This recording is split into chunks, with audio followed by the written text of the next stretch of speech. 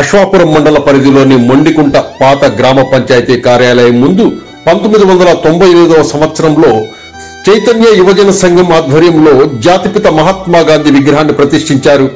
సుమారు 27 సంవత్సరాల చరిత్ర కలిగి చెక్కు చెదరకుండా ఉన్న గాంధీజీ విగ్రహాన్ని కొంతమంది వ్యక్తులు సోమవారం రాత్రి ధ్వంసం చేశారు.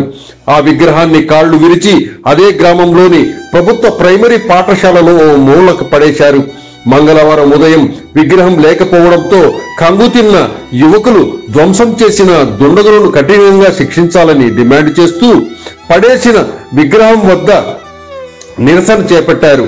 ఈ కార్యక్రమంలో బీఆర్ఎస్ పార్టీ సీనియర్ నాయకులు, అశ్వాపురం మండల మాజీ ఎంపీపీ కొల్లు మల్లారెడ్డి, నెల్లిపాక ప్రాథమిక వ్యవసాయ సహకార సంఘం అధ్యక్షులు తుక్కాని మధుసూదన్ రెడ్డి, బీజేపీ రాష్ట్ర కార్యవర్గ సభ్యులు మస్కు శ్రీనివాసరెడ్డి, సిపిఐ పార్టీ జిల్లా కార్యవర్గ సభ్యులు మాజీ పగడాల కరుణాకర్ రెడ్డి, టీజేఎస్ మండల అధ్యక్షుడు సూరకోటి ప్రభాకర్ రెడ్డి, కళ్లెం ఇంద్రారెడ్డి, కాంగ్రెస్ పార్టీ నాయకులు కొండాపతుల ఉపేందర్, కొప్పుల శ్రీనివాసరెడ్డి, మారోజు కృష్ణమాచారి, రామిడి సాంబిరెడ్డి, పశుపుల వెంకటేశ్వర్లు, ఆర్యవైశ్య సంఘం గ్రామ నాయకుడు కాకర్ల రామారావు, గ్రామ పెద్దలు పాల్గొన్నారు.